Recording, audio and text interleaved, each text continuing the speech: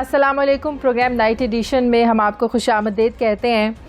नाज़रीन, तहरीक इंसाफ माजी में हमें right person at the right place की सदाएं बुलंद करती दिखाई देती थी, लेकिन हुकूमत में आकर कुछ ऐसा लगता है कि तहरीक इंसाफ की ऐसे जो तमाम दावे थे वो सिर्फ दावे ही थे, इनमें हकीकत कहीं से नज़र नहीं आती। ज़राए के मुताबिक जो हमारे पास हमारी स्टोरी है, ज़राए ये कहते हैं कि मौजूदा वफाकी हुकूमत के दावों के बरक्स करप्शन और इख्तियारात के गलत इस्तेमाल में मुबैना तौर पर मुलव्विस अफसरान को FBR में बड़े ओहदे देने का इंकशाफ हुआ है। जिन अफसरान को ये ओहदे नाज़रीन दिए गए हैं, उन पर माजी में जाली दस्तावेज़ात पर कई कंटेनर्स की क्लियरेंस करके मुल्की ख़जाने को अरबों रुपए के नुकसानात पहुँचाने का इल्ज़ाम है। जबकि बाज़ अफसरान ने अपने खिलाफ जो होने वाली इंक्वायरीज थी, उनकी जो फाइल्स थी, उनको भी दबा दिया और अब वो अभी भी आला ओहदे, बड़े बड़े ओहदों को इंजॉय कर रहे हैं और कोई इनके खिलाफ अभी भी कार्रवाई करने को तैयार नहीं है।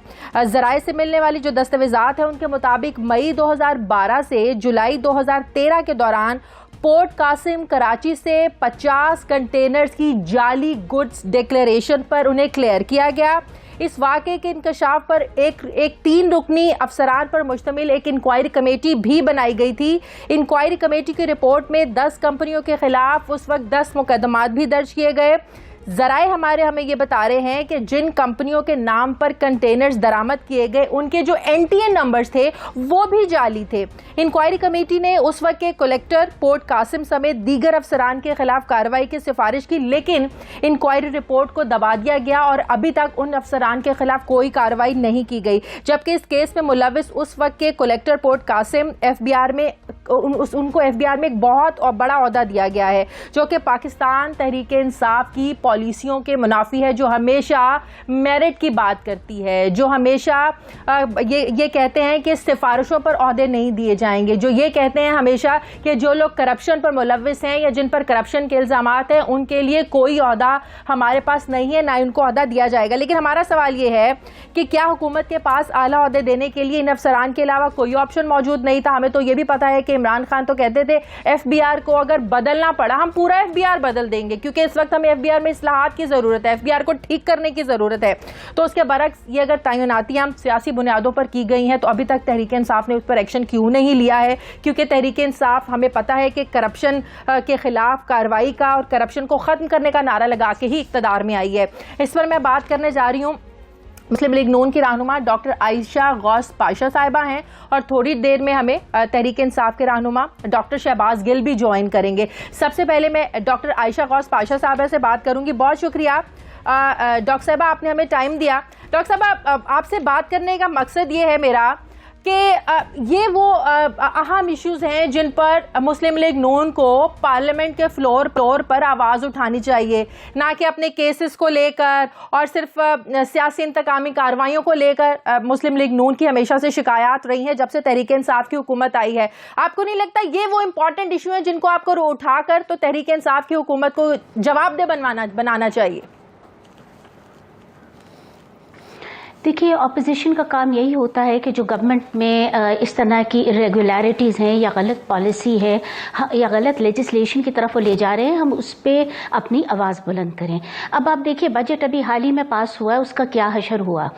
हमारे माइक्स कहने को तो कई 100 लोगों ने बजट पे डिबेट की, वो सारी पॉलिटिकल डिबेट थी। जिन लोगों ने टेक्निकल काम किया और सवालात रेज किए, उन सवालात के जवाब उन्हें नहीं मिले। और स्पीकर साहब जो हैं वो माइक देते थे जब उनका वो समझते थे कि काफ़ी बात हो गई और इससे ज़्यादा बात सुनना यहाँ पे मुनासिब नहीं है उनके लिए। तो पॉइंट ये है कि वाकई मिल ही नहीं रहे हैं। और मेरे लिए ये बड़ी तकलीफ दे बात हुई कि मैंने पूरा बजट पास होते देखा और मुझे अंदाज़ा हो रहा है कि एज एन इकोनॉमिस्ट कि ये बजट कितना एक आम आदमी पे बोझ डाल रहा है। और मुझे ये भी अंदाज़ा हो रहा है कि हम ये चीज़ों को अवॉइड भी कर सकते थे IMF के प्रोग्राम में रहते हुए भी, और हम कुछ नहीं कर पाए। हम अमेंडमेंट्स लेकर आए हैं, इतनी कोई मेरे ख्याल से कोई 2 दर्जन से 100 के करीब, उनमें से एक अमेंडमेंट पास नहीं हुई। क्या इन्होंने पढ़ के देखा था कि उनमें से कोई अमेंडमेंट इस लायक नहीं है कि उसे पास किया जाए? हम ईज ऑफ डूइंग बिजनेस, अच्छी पॉलिसी, ऐसी पॉलिसी जो कि आम आदमी को प्रोटेक्ट करे, ऐसी पॉलिसी जो एक्सपोर्टर को बूस्ट करे, ऐसी पॉलिसी के रेवेन्यूज़ को इम्प्रूव करे, हम सब लेके आना चाह रहे थे। और हमने वो अमेंडमेंट्स लाई लेकिन क्या देखा हमने असेंबली में?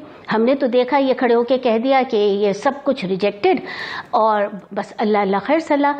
तो पॉलिसी मेकिंग तो कंड्यूसिव है ही नहीं वो इन्वायरमेंट असेंबली की इस वक्त कि कोई कंस्ट्रक्टिवली आम पाकिस्तानी जो 208 मिलियन पाकिस्तानी जिनके लिए हम बैठे हैं यहाँ, हम उनकी बात कर सकें। पार्लियामेंट में कोई मीनिंगफुल बात भी तो नहीं होती है सिवाय इल्जाम तराशियों के। हुकूमत ऑपोजिशन पर इल्जाम तराशी करती है, ऑपोजिशन हुकूमत पर इल्जाम तराशी करती है। पार्लियामेंट के फ्लोर पर हमें कोई मीनिंगफुल कोई डिस्कशन भी तो नजर नहीं आती है। नहीं, मेरी गुजारिश आप सुनिए ना, मैं तो अपनी मिसाल दे रही हूँ। मैंने अभी बजट सेशन में कोई 100 के करीब अमेंडमेंट्स हमने PMLN ने भेजी, इसके साथ साथ PPP ने भी भेजी। मैं खुद खड़े होकर सिर्फ टेक्निकल सवाल पूछ रही थी। मुझे पॉलिटिक्स आती नहीं है, मैं इकोनॉमिस्ट रही हूँ और मेरे खून से अभी निकला नहीं है वो। तो मैंने तो सारे टेक्निकल सवाल पूछे थे, मेरी हर बात टेक्निकल थी। क्या मुझे कोई एंटरटेन किया गया? मुझे टाइम दिया गया? मुझसे कहा गया कि 15 मिनट हो गए बात, चुप रहे। भाई वहां तो आधा घंटा 40-40 मिनट की पॉलिटिकल तकरीरें हो रही थी, कोई नहीं रोक रहा था। इसी के वो बात हवा में थी और हवा में निकल जाएगी। जो सवाल हम उठा रहे थे वो टेक्निकल थे, वो लोगों को ये बता रहे थे कि जो पॉलिसी हो रही है वो ऐसी नहीं है कि जो उनको उनके इंटरेस्ट में हो और गवर्नमेंट के पास और ऑप्शंस हैं और वो अवेल नहीं कर रही वो। तो ये बातें जब होती हैं अवान में तो हमें सुना नहीं जाता। तो मैं आपकी बात से बिल्कुल एग्री करती हूँ। देखिए, हमें भी अपना रोल प्ले करना चाहिए। ठीक है, अवान में बात नहीं हो तो हमें उसके अलावा आपके जरिए, मीडिया के जरिए, न्यूज़पेपर्स के जरिए ये बात जरूर उठानी चाहिए। ये गवर्नमेंट को अकाउंटेबल करना है। और अब जो IPR की आप बात कर रही हैं, ये मेरे लिए बड़ी तकलीफ दे। क्यों? उसकी वजह ये सारी गवर्नमेंट का पूरा रुझान ये है कि हमने आम आदमी को प्रोटेक्ट किया है, एहसास प्रोग्राम लाए हैं, हम सब्सिडीज रिटेन कर रहे हैं, 300 यूनिट कम बिजली इस्तेमाल करने वाला। और लेकिन हमारे लिए उससे ज्यादा अफसोसनाक बात यह कि सब कुछ 2012 से 2013 के दरमियान होता रहा। डॉक्टर साहिबा, आप लोगों के 5 साल दौर में भी इस चीज को नहीं देखा गया, सब कुछ क्लियर करने दिया गया और उन्हीं लोगों को आला ओहदों पर रहने दिया गया, इंक्वायरी रिपोर्ट्स को दबाया गया। देखिए ना, चलिए आपकी ये बात अगर बिलफर्ज में सब हाँ कह भी देती हूँ, मगर हमने तो आपको टैक्स FBR रेवेन्यू का बढ़ा के दिखाया, दुगना करके दिखाया। इन्होंने आने के पहले 10 महीने में क्या किया? टैक्स रेवेन्यू बिल्कुल जो पिछले साल था उससे कम कलेक्ट किया। और यही सब नहीं है, इस पर जो टैक्स रेवेन्यू जहां पिछले साल से कम है कलेक्ट हुआ है, उस पे आप 40% ग्रोथ दिखाना चाहते हैं अगले साल। इसी पे आपके सारे बजट का, सारी आपके अवाम दोस्त फ्रेंडली जो आप क्लेम करते हैं एहसास प्रोग्राम, उसका इन्हिसार इसी पे है कि पैसे उससे मिलेंगे तो होंगे। अब तो पैसे मिलने वाले ही नहीं हैं। जब पैसे मिलने वाली है तो मेरे ख्याल से अवाम के आंखों में धूल झोंकी जा रही है। बड़े बड़े वादे किए जा रहे हैं जो हमें पहले ही दिन बजट पास होने से पहले पता है कि पूरे नहीं होंगे। तो ये क्या हम कर रहे हैं इस ऐवान में?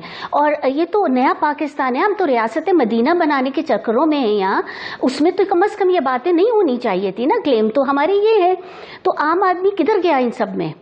तो मुझे तो, और आप जो अभी बातें बता रही हैं FBR के चेंजेस की, देखें FBR में चेंजेस की बड़ी ज़रूरत है। ये हमारा लाइफ लाइन है। पाकिस्तान में जो रेवेन्यू पूरे लेवल पे कलेक्ट होते हैं वो तकरीबन कोई उसके 80% जो FBR कलेक्ट करता है। अगर उसमें सही तरह के इस्लाहात नहीं आएंगे, उसमें सही लोग नहीं बैठे होंगे, करप्शन जो लेन देन है FBR की कम नहीं होगी, जो उनकी इनकॉम्पिटेंस है। देखिए, ये ज़माना आजकल डिजिटल ज़माना है।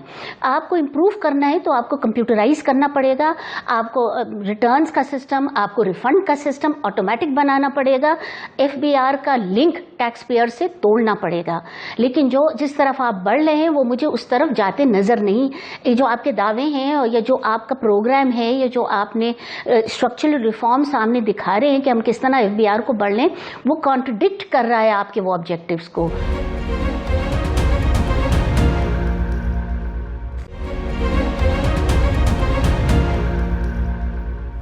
नाजरीन, तहरीक इंसाफ माजी में हमें right person at the right place की दावे करती नजर आती थी, लेकिन हुकूमत पर आकर लगता है कि हुकूमत के जो सिर्फ दावे थे वो सिर्फ दावों की हद तक ही थे, उनमें हकीकत बिल्कुल भी नहीं थी।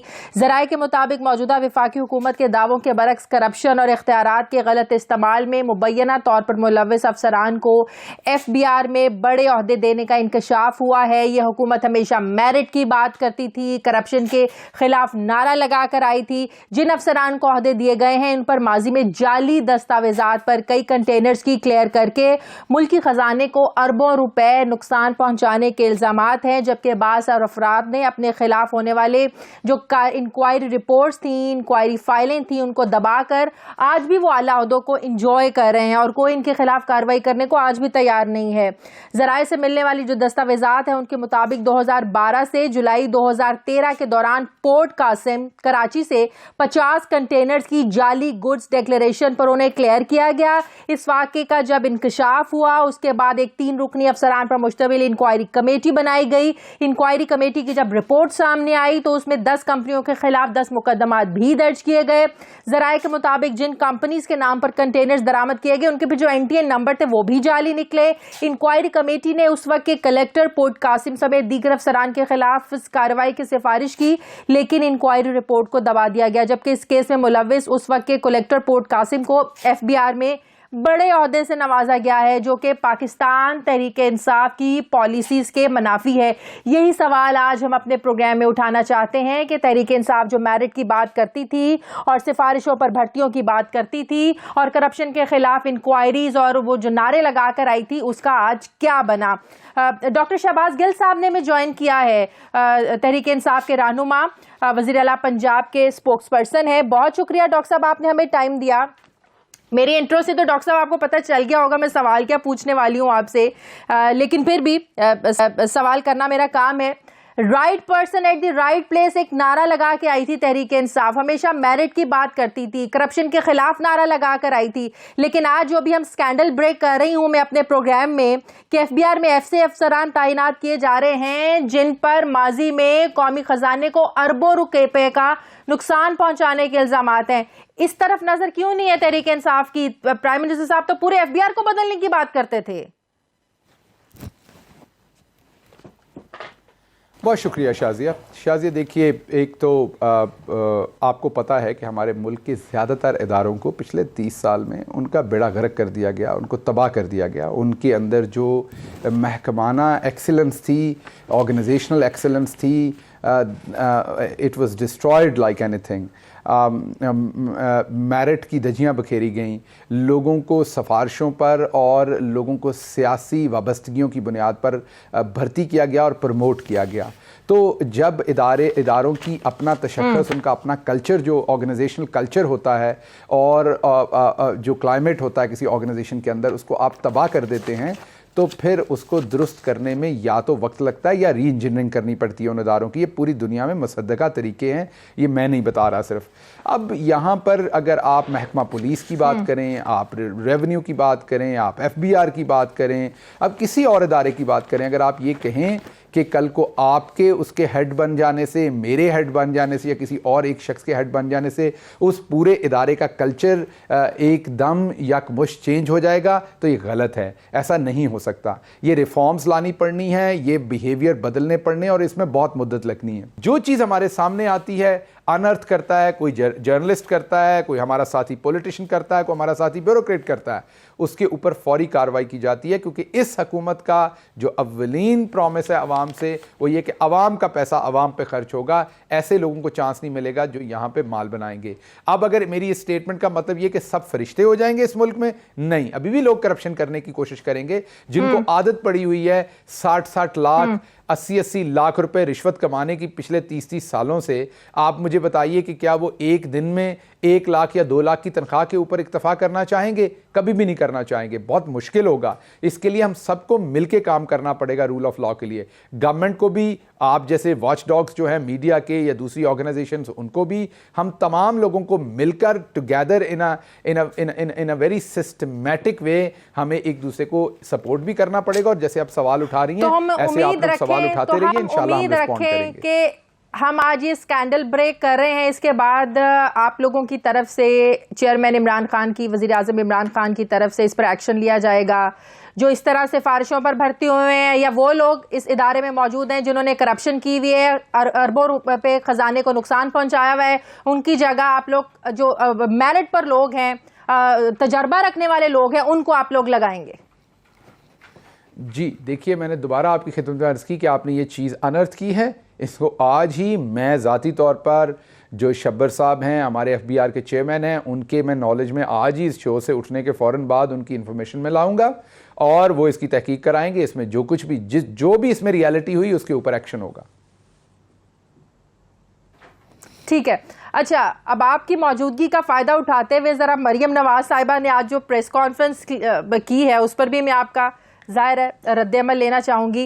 अब हुकूमत पर तो ऑपोजिशन जो है ना वो एक अटैक करती आ रही है जब से वो पनामा आया है, सज़ाएँ हुई हैं, अदालतों में केसेस चल रहे हैं। अब तो जजेस पर वार करने शुरू कर दिए हैं मुस्लिम लीग नून ने। आज आपने यकीनन आपके नॉलेज में होगा कि मरियम नवाज साहिबा ने जिस तरह की प्रेस कॉन्फ्रेंस की है, परवेज़ रशीद साहब उसमें थे, शहबाज शरीफ साहब थे, एहसन इकबाल ने, सब पूरी पार्टी के आला जो लोगों ने मिलकर आज एक प्रेस कॉन्फ्रेंस की है, जिस तरह वो वीडियो दिखाई गई है उस पर आप लोग क्या कहेंगे? एक बार फिर से आप लोगों को थ्रेटन करने की कोशिश है, प्रेशराइज करने की कोशिश है, अदलिया को प्रेशराइज करने की कोशिश है? आप लोगों का क्या रिएक्शन है आज मरियम नवाज की प्रेस कॉन्फ्रेंस पर? शाजिया, देखिए, इंसान जैसा खुद होता है उसे दूसरे लोग वैसे ही लगते हैं। हम में से किसी को नहीं भूली हुई वो ऑडियो टेप जो शहबाज शरीफ साहब मलिक क़य्यूम को फ़ोन करके अपनी मर्ज़ी के फ़ैसले करवाते हैं। ये सब कुछ ये यहाँ पर करते रहे, अपनी मर्ज़ी के वकला को जजेस बनाते रहे और फिर उनसे फ़ैसले करवाते रहे। अब ये समझते हैं कि दूसरे लोग भी ऐसा ही करते हैं। अब प्रॉब्लम ये कि अगर आप इस वीडियो को गौर से देखें तो पहले तो ये नहीं पता चलता कि ये साहब हैं कौन, वही जज हैं या कोई और हैं। और इनका मतलब ये है कि ये जो तमाम हमारे यहाँ अदलिया का निज़ाम है सारा कंप्रोमाइज़ है। मरियम साहबा की अगर बात सुनी जाए तो जो इनको इस सारे सिस्टम में से जो हदेबिया मिल का जो अगर फ़ैसला मिला तो क्या वो भी प्रेशराइज़ करा के मिला है इनके ख्याल में, या अगर इनको ज़मानत मिली है तो वो भी प्रेशराइज़ करके मिली है? इनके वालिद को 6 हफ्ते की ज़मानत मिली थी, वो भी प्रेशराइज़ होकर मिली थी। दूसरे तमाम लोगों का जो इक्वेटल हुआ है वो भी प्रेशराइज होके। तो इनका ख्याल है कि जो पनामा के अंदर हुआ 2 साल केस चलता रहा, पूछा जाता रहा, ये कहते रहे हुजूर ये हैं वज़राए, फिर कतरी लेटर, फिर कैलबरी फॉन्ट, वो तमाम जो प्रूफ हैं, वो एविडेंस है, वो सब गलत है। और इनकी ये जज्बाती बातें, ठीक है, ये जज्बाती बातें सिर्फ इसलिए हो रही हैं कि पहली दफ़ा इन्हें जेल में मुराद के बगैर रहना पड़ेगा। इनको जो जेल में 5 स्टार होटल का माहौल था वो ख़त्म किया जा रहा है। इनको असल में उसकी तकलीफ हो रही है जिसके ऊपर ये अटैक कर रहे हैं। वरना तो ये मम थे, चुप थे। इनको तो ये था कि हमने इनके साथ मिलके, जैसे ये पहले हुकूमतों के साथ मिलके करते थे, नूरा कुश्ती, अपोजिशन और हुकूमत मिली होती थी, अवाम का पैसा खाते थे, हम इन्हें बाहर जाने देंगे, ये हमें 5 साल हुकूमत करने देंगे, हम 5 साल लूटेंगे, ये हमें तकलीफ नहीं देंगे, ये बाहर चले जाएंगे, बार बार जो कह रहे थे इलाज के लिए बाहर जाने दें, और पीछे से हम इनको भेज देंगे और पीछे से हम 5 साल मुकम्मल लूटेंगे। उसके बाद ये आ जाएंगे, हम इनके साथ नूरा कुश्ती खेलेंगे, ये हम पे इल्ज़ाम लगाएंगे, फिर ये हमें जेलों में डालेंगे, फिर हम इनके साथ NRO करेंगे, फिर NRO करके हम बाहर भाग जाएंगे, 5 साल ये हुकूमत करेंगे। ये था इनका हमें प्रपोजल, जो हमें कबूल नहीं है किसी सूरत भी। इनका एहतसाब भी होगा, इन्हें जेलों में अब जेल मैनुअल और कवानीन के मुताबिक रहना पड़ेगा। ऐसी फजूल और इमोशनल बातें करने से और इखलाकियात से गिरी बातें करने से आपको रिलीफ नहीं मिलना। ठीक है, बहुत बहुत शुक्रिया। डॉक्टर शहबाज गिल साहब हमारे साथ थे। नाज़रीन, मुझे प्रोग्राम में एक ब्रेक लेनी है। ब्रेक के बाद जब वापस आएंगे तो साबिक वजीर खारिजा खुर्शीद महमूद कसूरी साहब हमें ज्वाइन करेंगे एक छोटे से वक्फे के बाद।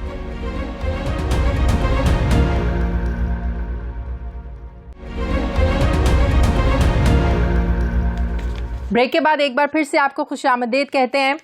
नाजरीन, खारजी मुहाज पर कप्तान की टीम की पॉलिसियां काफ़ी कामयाब भी नज़र आ रही हैं। जहां दुबई, कतर, सऊदी अरब, मलेशिया के आला हुक्मरानों ने पाकिस्तान के दौरे किए हैं, वहीं अमरीका, रशिया और दीगर यूरोपीय ममालिक के साथ भी पाकिस्तान के ताल्लुकात बराबरी की बुनियाद पर यह कहा जा सकता है कि चल रहे हैं। एक तरफ इसी महीने वज़ीर-ए-आज़म इमरान खान अमेरिका के दौरे पर जा रहे हैं, तो दूसरी तरफ ये भी खबरें आ रही हैं कि रूसी सदर व्लादिमीर पुतिन ने भी वज़ीर-ए-आज़म को रशिया के दौरे की दावत दी और वज़ीर-ए-आज़म फिर सितंबर में रूस में जाएंगे और वहाँ पर एक कसीरुल मुल्क ईस्टर्न इकनॉमिक फोरम हो रहा है, जहाँ पर वज़ीर-ए-आज़म इमरान खान मेहमान खुसूसी के तौर पर शरीक होंगे। रूसी सदर इससे पहले डोनाल्ड ट्रंप ने भी इसी साल इमरान खान से मुलाकात की ख्वाहिश का इजहार किया था। ये वही डोनाल्ड ट्रंप है नाजरीन, हमें भूलना नहीं चाहिए। ये वही अमरीकी सदर है जिन्होंने ट्वीट्स करके पाकिस्तान को धमकियां दी थी। इसी डोनाल्ड ट्रंप ने गुज़श्ता साल दिसंबर में पाकिस्तान को फिर एक खत लिखा, पाकिस्तान की मदद मांगी कि हमें तालिबान के साथ हमारे मुज़ाकरात जो है ना वो पाकिस्तान इसमें अपना रोल प्ले करे। और हम जानते हैं कि अगले साल जो अमरीका में इंतखाबात होने जा रहे हैं, डोनाल्ड ट्रंप भी ये नारा लगा कर आए थे कि वो अफगानिस्तान से फौजों का इनखला करेंगे। तो अब उन्हें जाहिर है अपना ये वादा भी पूरा करना है, उसके लिए उन्हें पाकिस्तान की मदद चाहिए।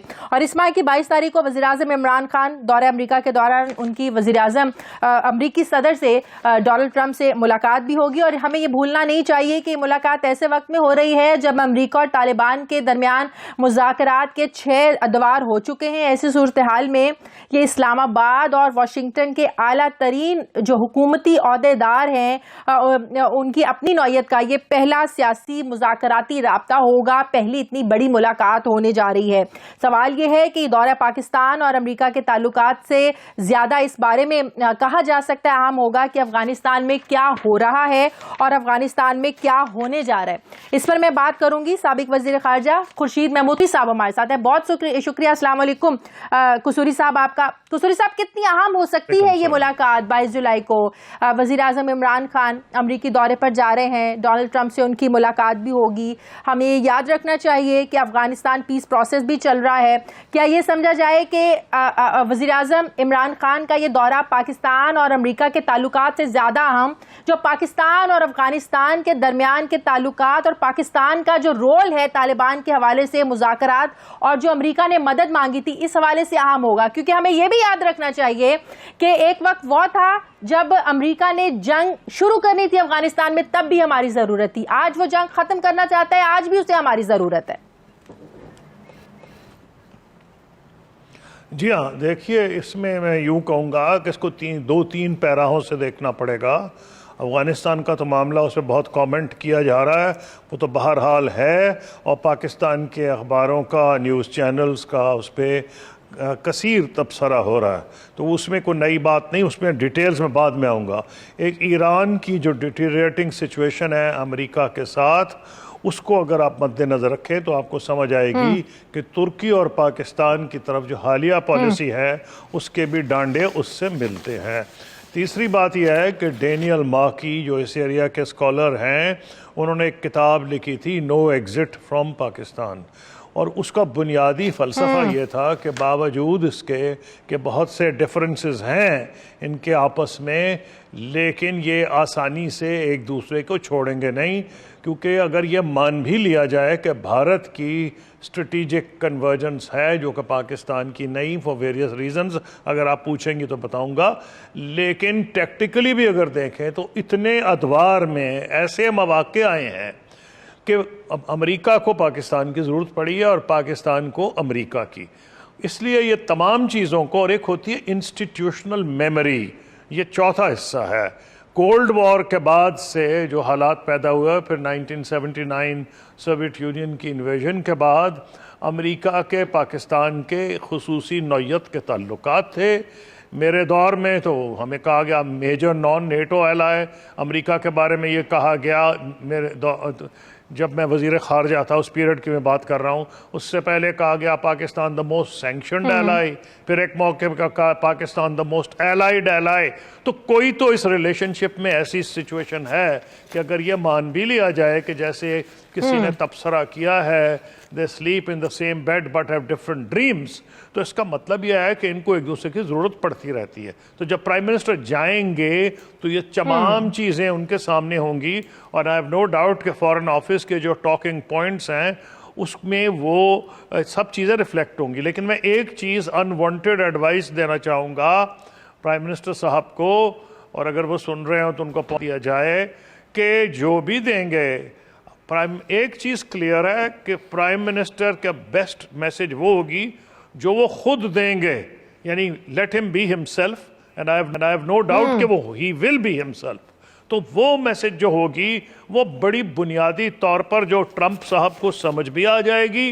ट्रंप साहब अगर ये मान भी लें कि ज़्यादा गहराई में नहीं जाके सोचते, तो उनको वो बातें समझ आ जाएंगी। और वो क्या है? पहली बात तो यह है कि अमेरिका और पाकिस्तान दोनों के मफादात को, चाहे वो कोल्ड वॉर था या अफगानिस्तान की बाद इन्वेजन थी या कम्युनिस्ट गवर्नमेंट काबुल में थी, इन तमाम में जब उन्होंने एक दूसरे से कोऑपरेट किया तो दोनों का भला हुआ। जब ज़बरदस्ती उन्होंने प्रेशर डाल के प्रेसिडेंट मुशर्रफ पे ऐसे मौके पे प्रेशर डाला, आर यू विद अस और अगेंस्ट अस, और इस किस्म की बातें की, तो ना पाकिस्तान को फ़ायदा हुआ ना अमेरिका को। अगर अमेरिका पाकिस्तान की बात उस वक्त मान लेता तो अमेरिका को वो हज़ीमत ना उठानी पड़ती। और शायद प्राइम मिनिस्टर इमरान खान को ये भी याद कराएंगे कि पाकिस्तान ने आपको कहा था कि आप अगर काबुल आ रहे हैं, उस वक्त मैं नॉर्दर्न अलायंस से रिलेशनशिप के बहुत खिलाफ नहीं, मैं तो उसके हक में था जब फॉरेन मिनिस्टर था और सबसे मिलता था, लेकिन अगर आप उस वक्त की अफगानिस्तान की सिचुएशन देखती तो पाकिस्तान ने कहा था कि अगर आप नॉर्दर्न अलायंस की मदद से काबुल पे हमला करेंगे तो खाना जंगी होगी। ये तमाम चीज़ें हैं जो प्राइम मिनिस्टर बगैर किसी नोट्स के, टॉकिंग पॉइंट्स तो होंगे जो बड़े ज़रूरी होंगे कि जी हमारी आपने जो वो पैसे रोक लिए हैं कोलिशन सपोर्ट फंड के, फिर बहुत सी चीज़ें हैं, अब मैं बाद में आऊँगा जो मुझे याद है जो हमारे दौर में थी और जो कि रिवाइव हो सकती हैं। बातें मनवाने का, अपने गिले शिकवे करने का, क्योंकि आज अमेरिका को हमारी ज़रूरत है, बड़ा अच्छा मौका है, हम अपनी बातें भी मनवा सकते हैं। जी हाँ, दोनों को एक दूसरे की ज़रूरत है। आपको उनकी IMF में थी, FATF में है, और बहुत से ऐसे ममालिक हैं इस्लामी दुनिया में भी जहाँ अमेरिका का बहुत असर है, और बावजूद इसके कि उनके पाकिस्तान से बहुत अच्छे ताल्लुकात हैं, अगर अमेरिका खलल डाले तो मसाइल पैदा हो सकते हैं। तो दोनों को एक दूसरे की ज़रूरत है, और वही रिलेशनशिप देरपा और मजबूत होती है जो म्यूचुअल बेनिफिट और दोनों की जो रिस्पेक्ट है, सॉवरन इक्वालिटी को मद्देनजर रखते हुए और उनकी म्यूस्पेक्ट, तो ये तमाम चीज़ें हैं। आप जब कहती हैं मनवानी चाहिए, मौका अच्छा है क्योंकि दोनों के एक दूसरे की जरूरत है। CPEC पर आज भी कंसर्न्स हैं अमेरिका को, हमारी रशिया से, चाइना से तो ज़ाहिर है हमारी एक दोस्ती है, बड़ी गहरी दोस्ती है, बड़े अच्छे ताल्लुकात हैं। रशिया से बढ़ती हुई कुर्बतें जो हैं उससे भी अमेरिका के कंसर्न्स हैं, तहफ़्फ़ुज़ात हैं।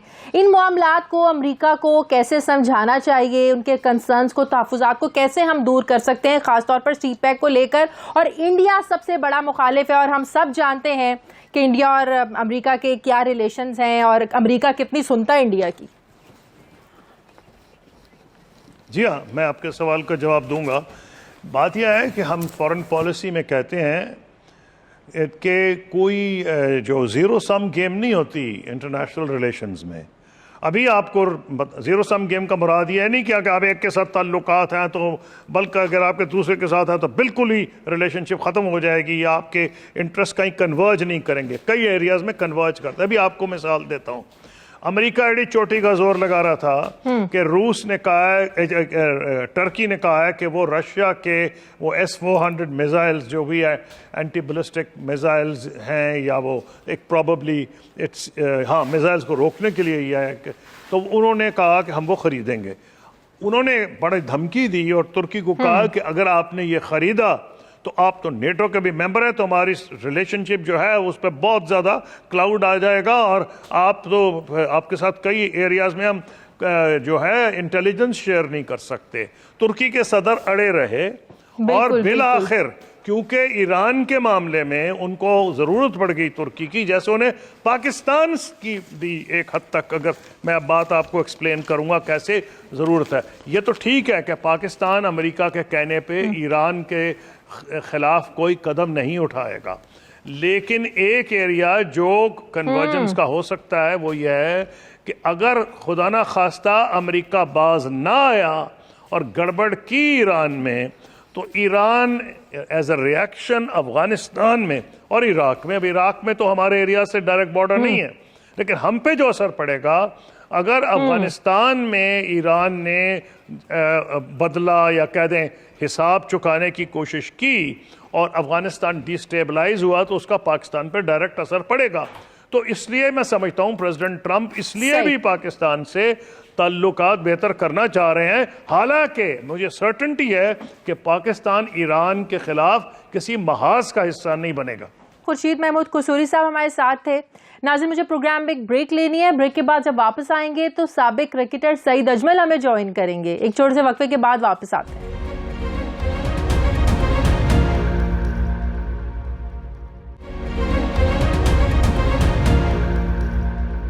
ब्रेक के बाद एक बार फिर से खुशामदीद नाजरीन। बदकिस्मती कहें या को इंसिडेंट्स कहें इसको कि पाकिस्तान के मौशी सियासी महाज से लेकर बिल आखिर क्रिकेट तक मुजमई तौर पर अगर सूरत हाल अगर मगर का शिकार तो रहती है और कौम इस अगर मगर से हमेशा परेशान रहती है। बड़ी तवक्कुआत थी, बड़ी उम्मीदें थीं कि पाकिस्तान के जो जब से वर्ल्ड कप शुरू हुआ और जो जितनी सिमिलरिटीज़ थी 92 के वर्ल्ड कप से लेकर अब तक कि 92 में भी ऐसे होता रहा, 92 के वर्ल्ड कप में भी पाकिस्तान पर यही सिचुएशन थी, इससे हारे इससे जीते, तो शायद कोई ऐसा मौजज़ा हो जाए कि पाकिस्तान 92 के वर्ल्ड कप की तरह ये 2019 का जो वर्ल्ड कप इंग्लैंड में हो रहा है शायद ये जीत जाए, लेकिन ऐसा नहीं हुआ। पाकिस्तानी टीम सेमीफाइनल में जगह बनाने में नाकाम रही। शुरू में हमने देखा कि पाकिस्तानी टीम की जो कारकर्दगी थी ज़्यादा अच्छी नहीं थी, लेकिन आहिस्ता आहिस्ता जब पाकिस्तानी टीम ने कमबैक करना शुरू किया तो बड़ी उम्मीदें वाबस्ता होने लगी। खैर, इसकी क्या वजूहात हैं, हम क्या अच्छा कर सकते थे, क्या हमें करना चाहिए था जो हम नहीं कर सके, बात करेंगे। अब तबसरे और तज्ज़िये ही हो सकते हैं, इसके अलावा तो कुछ और हो नहीं सकता। सईद अजमल साबिक उन्होंने हमें ज्वाइन किया। अस्सलाम वालेकुम, बहुत शुक्रिया सईद आपने ज्वाइन किया। सबसे पहले तो आप ज़रा मुझे अपनी फीलिंग्स बता दें एज ए क्रिकेटर, क्या फीलिंग्स है आपकी? अब बड़ी हम सिमिलैरिटीज में थे ना कि शायद कोई मौजज़ा हो जाए हमारे साथ 92 के वर्ल्ड कप जैसा, लेकिन ऐसा नहीं हुआ। आपको लगता है कि अच्छा खेली पाकिस्तानी टीम, इट्स ओके कि अगर हम सेमीफाइनल में जगह नहीं बना सके, हार जीत खेल का हिस्सा होती है? देखिए, पाकिस्तान ने जो वर्ल्ड कप का स्टार्ट लिया था तो बहुत मायूसी हुई थी हमें भी और सबको भी। एज ए क्रिकेटर मैं अगर बात करूं कि पाकिस्तान की इतनी बुरी परफॉर्मेंस जा रही थी कि हर बंदे को मायूसी थी कि पाकिस्तान आगे नहीं जाएगा। मगर एक टाइम ऐसा भी आ गया कि पाकिस्तान को लग रहा था कि टीम पाकिस्तान की सेमीफाइनल तक जा सकती है। अगर मगर ऊपर नीचे करके कोई टीम हार जाए, हम ये नहीं सोचते कि हम जीत जाए, हम ये सोचते हैं कि वो टीम क्यों हारी है, ये टीम क्यों हारी है जिसकी वजह से हम आगे नहीं जा सके। एक्चुअली बात ये नहीं है, बात हमारी परफॉर्मेंस की है। जो हमने स्टार्ट में अगेंस्ट वेस्ट इंडीज़ और अब इंडिया के खिलाफ मैच देख लें तो अगर 300 रन इंडिया करता है तो पाकिस्तान टीम 178 रन पे आउट होगी। ये बहुत बड़ा मार्जिन से हम जो 2-3 मैच हारे हैं, जिसका हमें ये खमियाजा भुगतना पड़ा कि हम वर्ल्ड कप से बाहर हो गए। अगर हमारे पॉइंट न्यूजीलैंड और पाकिस्तान के बराबर हैं, बट ये है कि जो लास्ट मैच हमने खेला है मुझे नहीं लग रहा था कि उसमें बैटिंग में इतनी हमने जिस टीम को हराया वो सेमीफाइनल में पहुंच गई न्यूजीलैंड, हमसे ये बर्दाश्त नहीं हो रहा है इस कौम से। देखें, आपसे सिर्फ एक मैच नहीं बर्दाश्त, हम तो सारे नहीं हो रहे। एज ए क्रिकेटर अगर मैं बात करूं, देखें मैं चाहता हूं कि पाकिस्तान टीम वर्ल्ड कप जीते। मैं as a Pakistani, as a cricketer, as a everything, मतलब मेरा मुल्क है पाकिस्तान, मैं चाहता हूं बड़े फूले। जैसे आपका 92 चैनल बहुत ऊपर जा रहा है, ऐसे ही मैं चाह रहा हूं 92 के बाद कोई और 92 की जगह लेके पाकिस्तान 2019 में चले, वर्ल्ड कप जीता। बट ये है कि टीम अच्छी थी हमारी, मगर परफॉर्मेंस के लिहाज से अगर लास्ट मैच अगर देखा जाए अगेंस्ट बांग्लादेश, हमने जो बैटिंग जो हम सोच रहे थे कि ये अपना मुआवजा हो जाए, मुआवजा करने से होता है, ऐसे थोड़ी हो जाता है। अगर आप ये सोचते हैं कि 500 रन हो रहे हैं, आपको नहीं लगता ज्यादा डिपेंड कर गए, इंडिया इंग्लैंड को हरा दे, न्यूजीलैंड को फला टीम हरा दे, फला को फला हरा दे, हम तो इसी डिपेंडेंस के चक्कर में पड़े रहे कि शायद हम तो किसी की हार जीत के सहारे रहे, ना कि हम खुद कोशिश कर लेते थोड़ी सी। बिल्कुल यही बात मैं कह रहा हूँ कि हमने ये सोचा कि इंडिया इंग्लैंड से क्यों हारा है, फलाना मैच अगर थोड़े रन से ज़्यादा जीत जाए, न्यूजीलैंड ज़्यादा रन मार्जिन से हार जाए, भाई क्यों हारे? उनकी अपनी टीम है, उनकी अपनी स्ट्रेटजी है, सारा कुछ उनका अपना है। आपकी टीम गई है, आपने किस तरीके से खेला। अब आप ये सोचो कि आखिरी हर चीज़ आपने निकाल दी। आप इस पॉइंट पे भी आगे कि अगर आप बांग्लादेश से अच्छे मार्जिन से जीत जाते तो आप आगे चले जाएंगे। और ये भी काफ़ी तज्जिया स्पोर्ट्समैन ने, बहुत प्लेयर्स ने किया है कि ये करें वो करें। हमारे सुपरस्टार जो वहाँ पे कमेंट्री कर रहे हैं वो भी यही कर रहे हैं, मगर हमें तो जूं तक नहीं रेंगी। हमने बांग्लादेश से मैच खेला है सिर्फ मैच जीतने के लिए। कम से कम हमारी एनर्जी लेवल इतनी ज़रूर होती कि हम कोशिश कर रहे हैं कि हम ये स्कोर 350, 500, 400 जितने भी वाट एवर रन है, कोई हम एक अच्छा टारगेट देते। शायद देखें, cricket is the funny game, किसी टाइम भी इसमें कुछ भी चेंजिंग आ सकती है। बट एक चीज आप देखें, आपने पहले 15 ओवर खेले हैं, आप मुझे ये बताएं कि कौन सी टीम आपको कह सकती है ये पाकिस्तान 300 रन आज करेगा? नहीं। एनर्जी लेवल, आप बॉलिंग की बात करें तो हमने स्टार्ट में बड़ा जबरदस्त बॉलिंग अटैक किया है, फाइटिंग किया है, फाइट किया है, टारगेट पे बॉलिंग की है, बड़ी अच्छी शाहीन अफरीदी ने बॉलिंग की, आमर ने थ्रू आउट टूर्नामेंट में बड़ी अच्छी बॉलिंग की है, वहाब रियाज ने भी थोड़े पहले मैच में मार खाई, उसके बाद उसका कमबैक अच्छा हो गया। मगर अगर हमारी ओपनिंग की बात करें तो ओपनिंग हमारा कर सकता है, बाबर आजम कंसिस्टेंट स्कोर करते रहे हैं, हफीज़ भी कुछ नहीं कर सके, फ़खर जमान में एक आध मैच में किया, उसके बाद अमामुल हक है, उन्होंने भी आखिरी मैच में 100 किया। देखें वो चीज़ें हैं जो कंसिस्टेंट स्कोर करने से, आप देखें साकिबुल हसन है, रोहित शर्मा है, ऐसे विलियम है, ऐसे फिंच है, ये सारे थ्रू आउट, डेविड वार्नर है, ये थ्रू आउट हर मैच में 40, 50, 70, 80, 100 इनिंग लगातार खेलते आए हैं, तो यही टॉप परफॉर्मेंस हुए। हमारा कोई भी बॉलर और बैट्समैन ऐसा नहीं है जिसने कंसिस्टेंट का, फील्डिंग का, बैटिंग का सही, तो बॉलिंग हमारी अच्छी रही, बैटिंग आपको पता है कि कितनी हमें करना क्या चाहिए था और बहुत अच्छे रन्स बना सकते थे, लेकिन हमारे बैट्समैन कामयाब नहीं हो सके। और दूसरा फील्डिंग तो माशाल्लाह, उसके बारे में क्या कहा जाए। आपको नहीं लगता हमारी अपनी ज्यादा कमजोरियां थी जिसकी वजह से हम सेमीफाइनल में क्वालिफाई नहीं कर पाए? खासतौर वेस्ट इंडीज के साथ हम लोगों ने जिस तरीके का मैच खेला, हमें तो लगता तो यही कि वही हमें ले डूबा है। आपने टॉप की टीमों से मैच जीता है और हल्की टीमों से आपने इतनी बुरी तरह मैच खेला है कि आपकी परफॉर्मेंस बिल्कुल डाउन हो गई। देखिए आपने साउथ अफ्रीका को आउटस्टैंडिंग किया, इंग्लैंड को आपने आउटस्टैंडिंग किया, न्यूजीलैंड को आपने आराम से जीता, और हारे किसे हैं? हम वेस्ट इंडीज से हार गए, और हमारा श्रीलंका के मैच वॉश आउट हो गया, हमारी बैड लक होगी। उसके बाद अफगानिस्तान से हम चाह रहे थे कि हमारा कोई 150 रन से 100 रन से हम जीते, तो हमने तो वो इतनी मुश्किल से जीता है कि बस समझ ले के मरने वाले हो गए थे हम। अगर अफगानिस्तान आज हमसे जीत जाता तो हमारे ऊपर अटैक ही हो जाता है सारा।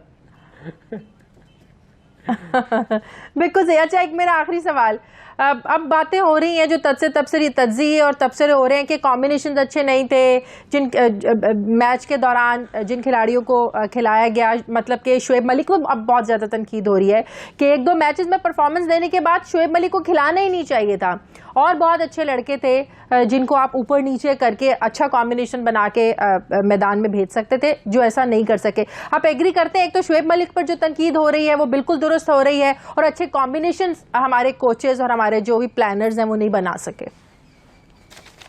देखें शुएब मलिक ने बहुत आउटस्टैंडिंग परफॉर्मेंस दी है पास में पाकिस्तान के लिए। अभी लास्ट भी उन्होंने जितने भी वनडे और T20 खेले हैं, पाकिस्तान के टॉप परफॉर्मेंस रहे हैं। लास्ट ईयर के 2018 के बड़े टॉप परफॉर्मेंस रहे हैं। ठीक है, सम टाइम ऐसा होता है कि आप परफॉर्म नहीं कर सकते, मगर अब एक बंदे ने परफॉर्म नहीं कर पाता शुएब, पता नहीं इसकी क्या वजह है, इंग्लैंड में नहीं परफॉर्म कर पाता।